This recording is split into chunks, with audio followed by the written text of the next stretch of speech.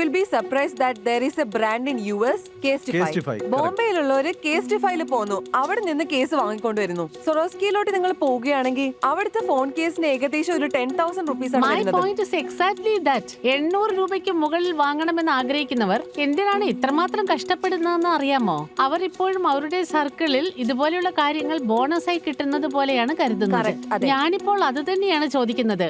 ഈ ബ്രാൻഡിൽ നിങ്ങൾ അങ്ങനെയുള്ള പൊസിഷനിങ് ചെയ്യുന്നുണ്ടോ? ജനങ്ങളുടെ മനസ്സിൽ ഈ ബ്രാൻഡിലേക്ക് അപ്ഗ്രേഡ് ചെയ്യാമെന്ന് തോന്നുമോ? അങ്ങനെയുള്ള കസ്റ്റമേഴ്സ് എത്ര പേരുണ്ടായിരിക്കും? ഇത് ഇന്നോവേഷനിലാണ് അപ്ഗ്രേഡ് ആയിട്ടുള്ളത്. ഇത് ഞങ്ങളുടെ അൾട്ടിമേറ്റ് ഗോൾ ആണ്. ചിലർക്കാണെങ്കിൽ ഇത് കേസ്റ്റിഫൈയിൽ കിട്ടുന്നില്ലെന്നാണ് തോന്നുന്നത്. അതും ഈ ഇന്ത്യൻ കമ്പനിയിൽ ഇവര് കുറച്ച് ഇന്നോവേഷൻസ് കൊണ്ടുവന്നിട്ടുണ്ട്. അതിലായിരിക്കും ഞങ്ങളുടെ ഫോക്കസ് ഉണ്ടാവുക. അല്ല, നിങ്ങൾ ഇപ്പൊ ചോദ്യം ചോദിച്ചില്ലേ, 800 താഴെയുള്ള കാറ്റഗറി അവിടെ ആയിരിക്കും ഡിമാൻഡ് കൂടുതൽ ഉണ്ടാവുക. അതുകൊണ്ടാണ് ഞങ്ങൾ മോഡുലർ കേസസ് ഉണ്ടാക്കുന്നത്. അതിൽ നിങ്ങൾക്ക് 2 പ്ലേറ്റ്സ് കിട്ടും. അത് നിങ്ങൾക്ക് ഒരു പ്ലെയിൻ കേസുമായിട്ട് യൂസ് ചെയ്യാം. And you can use it with battery pack ആയിട്ട് യൂസ് ചെയ്യാം. ഇത് നിങ്ങൾക്ക് മിറർ ആയിട്ട് യൂസ് ചെയ്യാം. one case multiple use. You can change your phone case every day by keeping the base is the same. നിങ്ങൾ ഇത് manufacture ചെയ്യാണോ അതോ trade ചെയ്യാണോ, അല്ലെങ്കിൽ പുറത്തുനിന്ന് വാങ്ങി ഇത് പ്രിന്റ് ചെയ്യാണോ? ഞങ്ങൾ ട്രേഡ് ആണ് ചെയ്യുന്നത്. നിങ്ങൾ ട്രേഡ് ചെയ്യാണ്, മാനുഫാക്ചർ ചെയ്യുന്നില്ല. ലാസ്റ്റ് ക്വാർട്ടറിൽ നിങ്ങളുടെ റവന്യൂ എത്രയാണ്? അതായത് ലാസ്റ്റ് 3 മാസത്തെ. ഈ കഴിഞ്ഞ 4 മാസത്തിൽ ഞങ്ങൾ ചെയ്തത് 1.8 crore. ഓക്കെ, നിങ്ങൾ പ്രോഫിറ്റബിൾ ആയി 1.8 crore എത്ര പണം സമ്പാദിച്ചു? അതിന്റെ ബോട്ടം ലൈൻ എത്രയാണ്? 4 or 5 lakhs. കാരണം ഞങ്ങൾ 4 അല്ല 5 ലക്ഷമാണ് സമ്പാദിച്ചത്. കാരണം ഞങ്ങൾ ഇപ്പോഴാണ് പ്രോഫിറ്റബിൾ ആയിട്ട് മാറിയിരിക്കുന്നത്. പ്രോഫിറ്റബിൾ ആകാൻ വേണ്ടിയിട്ട് 13 വർഷം എടുത്തോ? No. So the journey is from 2012 to 2019. It was more of a hobby business. It was run by us. ഇത് ഞങ്ങൾ പാഷന് വേണ്ടിയിട്ടാണ് തുടങ്ങിയത്. ഇതിൽ പ്രോഗ്രസ് ഉണ്ടെന്ന് കുറച്ചായിട്ട് മനസ്സിലായത്. ഇല്ല, ഞങ്ങളുടെ ഇപ്പോഴത്തെ ഫോക്കസ് വളരെ ക്ലിയർ ആണ്. മാക്മറൈസ് ഒരു ട്രാവൽ ആക്സസറി ബ്രാൻഡാണ്. ഞങ്ങളുടെ D2C ഞങ്ങൾ വളർത്താൻ ആഗ്രഹിക്കുന്നു.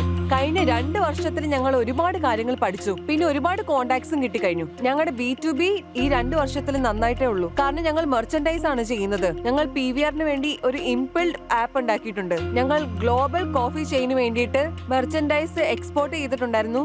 ഞങ്ങൾ QSR ബ്രാൻഡിന് വേണ്ടി എക്സ്പോർട്ട് ചെയ്തിട്ടുണ്ടായിരുന്നു. സോ ഞങ്ങളുടെ B2B ഉണ്ടല്ലോ, അത് ഒരുപാട് സോളിഡ് ആയിപ്പോയി.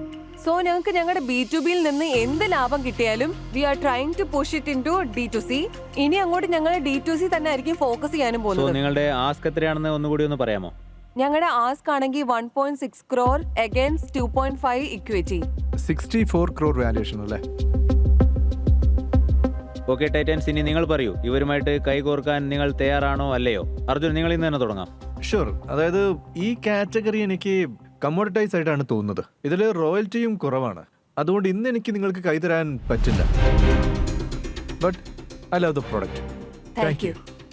ശൈലി, എനിക്കും തോന്നുന്നത് എന്താന്ന് വെച്ചാൽ, അതായത് നിങ്ങളുടെ ഈ B2B ബിസിനസ്സില്ലേ, front on demand, personalisation etcetera, personally എനിക്കിത് നിങ്ങളുടെ ബിസിനസ്സിലെ ഡിസ്ട്രാക്ഷൻ ആയിട്ടാണ് തോന്നുന്നത്. ക്യാഷ് ഫ്ലോയ്ക്ക് അത് നന്നായിരിക്കും, അതാണ് എൻ്റെ submission. So I'm not 100% convinced, but certainly your product is very convincing. ഞാൻ ഇതിൽ നിന്ന് പിന്മാറുകയാണ്. ഞാനിതിന് നേരെ വിപരീതമാണ്. B2B മാർക്കറ്റിലും മെർച്ചൻഡൈസിലും ഒരുപാട് സ്കോപ്പ് ഉണ്ട്.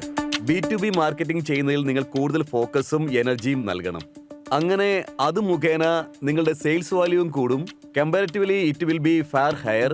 മാർജിൻ അതിനുള്ളിൽ നല്ല കൂടുതലുമാകും comparatively this area which is beyond trading. So ഈ കാരണം കൊണ്ട് ഞാൻ സ്റ്റേ ഔട്ട് ചെയ്യുന്നു.